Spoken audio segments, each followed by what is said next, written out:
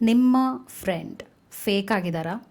ಅವರಲ್ಲಿ ಈ 3 ಗುಣಗಳಿದೆ ಅಂದರೆ, ಈ ಬಿಹೇವಿಯರ್ ಪ್ಯಾಟರ್ನ್ ಇದೆ ಅಂದರೆ, ಎಸ್ ಅವರು ಜೆನ್ಯುವಿನ್ ಆಗಿಲ್ಲ ಹಾಗೂ ನಿಮ್ಗೆ ಒಳ್ಳೇದಂತೂ ಬಯಸ್ತಾನೆ ಇಲ್ಲ ಅಂತ ನೀವು ಅರ್ಥ ಮಾಡ್ಕೋಬೇಕಾಗತ್ತೆ. ಮತ್ತು ಅವರ ಉದ್ದೇಶ ಫ್ರೆಂಡ್ಶಿಪ್ ಮತ್ತು ಜೆನ್ಯುವಿನಿಟಿ ಅನ್ನೋದು ಆಗಿಲ್ಲ ಅಂತ ಅರ್ಥ.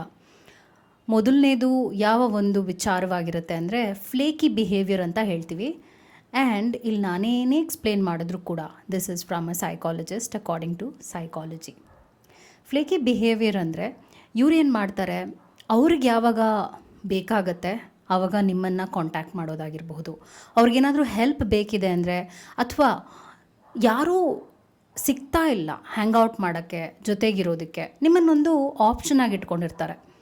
ಸಡನ್ನಾಗಿ ಪ್ಲ್ಯಾನ್ಸ್ನ ಕ್ಯಾನ್ಸಲ್ ಮಾಡುವಂಥದ್ದು ಹಾಗೂ ಬೇರೆ ಅವ್ರಿಗೆ ಇಂಪಾರ್ಟೆನ್ಸ್ ಕೊಡುವಂಥದ್ದು, ನಿಮ್ಮನ್ನು ಲೀಸ್ಟ್ನಲ್ಲಿ ಹಾಕಿರುವಂಥದ್ದು, ಮತ್ತು ಬ್ಯುಸಿ ಆಗಿದ್ದೀನಿ ಅಂತ ಹೇಳೋದು. ನೀವೇನಾದರೂ ಒಂದು ಪ್ಲ್ಯಾನ್ ಬಗ್ಗೆ ಹೇಳಿದ್ರೆ ನಾನು ತುಂಬ ಬ್ಯುಸಿ ಆಗಿದ್ದೀನಿ ಅಂತ ಹೇಳೋದು.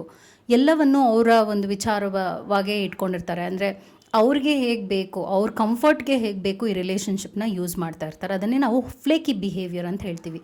ನೀವು ಏನು ಪ್ಲ್ಯಾನನ್ನು ಅವರನ್ನು ನಂಬಿಕೊಂಡು ಮಾಡೋಕ್ಕಾಗಲ್ಲ. ಬಿಕಾಸ್ ಆ್ಯಸ್ ಐ ಟೋಲ್ಡ್, ಕೊನೆ ಮೂಮೆಂಟಲ್ಲಿ ಪ್ಲ್ಯಾನ್ಸ್ನ ಕ್ಯಾನ್ಸಲ್ ಮಾಡೋದು ಒಂದು ಬಿಹೇವಿಯರ್ ಆಗಿರುತ್ತೆ. ಇದು ಯಾವಾಗಲೂ ಮಾಡ್ತಿರ್ತಾರೆ. ಈ ಥರದ್ದು ಒಂದು ಪ್ರಾಬ್ಲಮ್ ಅವರಲ್ಲಿ ಇರುತ್ತೆ. ಎರಡನೇ ವಿಚಾರ ಏನಾಗುತ್ತೆ ಅಂದರೆ ಅಂಡರ್ಮೈನರ್ ಅಂತ ಹೇಳ್ತೀವಿ. ಅಂಡರ್ಮೈನರ್ ಅಂದರೆ ನೀವು ಏನೇ ಒಳ್ಳೇದು ಮಾಡಿದ್ರು, ನಿಮ್ಮ ಲೈಫ್ನಲ್ಲಿ ನೀವು ಏನೇ ಸಾಧನೆ ಮಾಡಿದ್ರು ಕೂಡ ಅದನ್ನು ಅಪ್ರಿಷಿಯೇಟ್ ಮಾಡೋದಿಲ್ಲ. ಅದನ್ನು ಒಂದು ಕಾಂಪಿಟೇಟರ್ ಆಗಿ ನೋಡ್ತಾರೆ. ಅಂದರೆ ಇವಾಗ ನಾನು ಇದನ್ನು ತೊಗೊಂಡೆ, ಅಥವಾ ನೀವೇನೋ ಒಂದು ಕೊಂಡ್ಕೊಂಡಿರ್ಬೋದು, ಅಥವಾ ನೀವೇನೋ ಒಂದು ಪಡ್ಕೊಂಡಿರ್ಬೋದು, ಅಥವಾ ನೀವೊಂದು ಮನೆ ಕಟ್ಸಿದ್ರಿ, ಕಾರ್ ತೊಗೊಂಡ್ರಿ ಅಂತ ಅಂದ್ಕೊಳ್ಳೋಣ.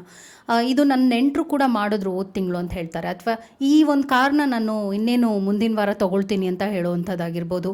ಬೇಸಿಕಲಿ ನಿಮ್ಮ ಎಂಜಾಯ್ಮೆಂಟ್, ನಿಮ್ಮ ಫನ್ ಮೂಮೆಂಟ್ನ ಕಿತ್ಕೊಳ್ಳೋಕ್ಕೆ ಟ್ರೈ ಮಾಡ್ತಾರೆ. ನಿಮ್ಮ ಹ್ಯಾಪಿನೆಸ್ನ ಕಿತ್ಕೊಳ್ಳೋಕ್ಕೆ ಟ್ರೈ ಮಾಡ್ತಾರೆ.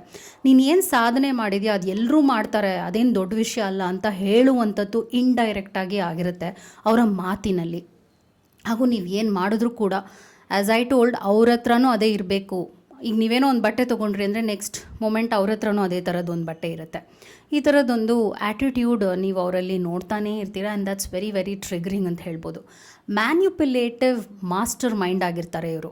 ಮೂರನೇ ವಿಷಯ, ಸುಳ್ಳು ಹೇಳ್ತಾ ಇದ್ದಾರೆ ಅಂತ ನಿಮ್ಗೆ ಅನ್ನಿಸ್ತಾ ಇರುತ್ತೆ.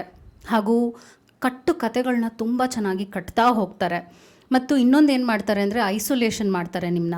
ನೋಡು, ಅವ್ರು ನಿನ್ನ ಬಗ್ಗೆ ಕೆಟ್ಟದಾಗಿ ಮಾತಾಡ್ತಾ ಇದ್ದಾರೆ, ಇವ್ರು ನಿನ್ನ ಬಗ್ಗೆ ಕೆಟ್ಟದಾಗಿ ಮಾತಾಡ್ತಾರೆ, ನಾನೊಬ್ಬಳೇ ಫ್ರೆಂಡ್ ನಿನಗೆ ಜೆನ್ಯುವಿನ್ ಆಗಿರೋದು, ನಾನು ನಿನ್ಗೆ ಯಾವಾಗಲೂ ಒಳ್ಳೇದು ಬಯಸ್ತೀನಿ.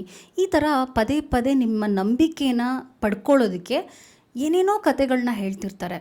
ಆ್ಯಸ್ ಐ ಟೋಲ್ಡ್, ಅವರು ನಿನ್ನ ಬಗ್ಗೆ ಗಾಸಿಪಿಂಗ್ ಮಾಡ್ತಾಯಿದ್ದಾರೆ. ಅವರೇ ಒಂದು ಗಾಸಿಪ್ನ ಹಬ್ಬಿಸ್ಬಿಟ್ಟು ನಿಮ್ಮನ್ನು ವೀಕ್ ಮಾಡಿ ಏನು ಮಾಡ್ತಾರೆ ಅಂದರೆ, ನಾನೇ ನಿಂಗೆ ಸಪೋರ್ಟಿವ್ ಆಗಿದ್ದೀನಿ, ನಾನೇ ಯಾವಾಗಲೂ ನಿನಗಿರ್ತೀನಿ. ಯಾಕೆ ಹಿಂಗೆ ಮಾಡ್ತಾರೆ ಅಂದರೆ, ನೀವು ಬೇರೆಯವರ ಜೊತೆ ಇರಬಾರ್ದು. ಅವ್ರಿಗೆ ತುಂಬ ಜೆಲೆಸಿ ಇರುತ್ತೆ. ಯಾವಾಗಲೂ ನನ್ನ ಜೊತೆ ಮಾತ್ರ ಖುಷಿಯಾಗಿರಬೇಕು ಈಕೆ ಅನ್ನುವಂಥ ಒಂದು ಗುಣ ಇವರಲ್ಲಿ ಯಾವಾಗಲೂ ಇರುತ್ತೆ. ಇದೆಲ್ಲ ನಡೀತಾ ಇದೆ ಅಂದರೆ ಯು ಆರ್ ನಾಟ್ ಹ್ಯಾಪಿ. ಇದು ನಿಮಗೆ ಡಿಸ್ಕಂಫರ್ಟ್ ಕೊಡ್ತಾನೆ ಇರುತ್ತೆ ರಿಲೇಷನ್ಶಿಪ್ನಲ್ಲಿ. ಇದೆಲ್ಲ ಇದೆ ಅಂದರೆ just stay away from this person. Hope it help. Take care. Thank you so much.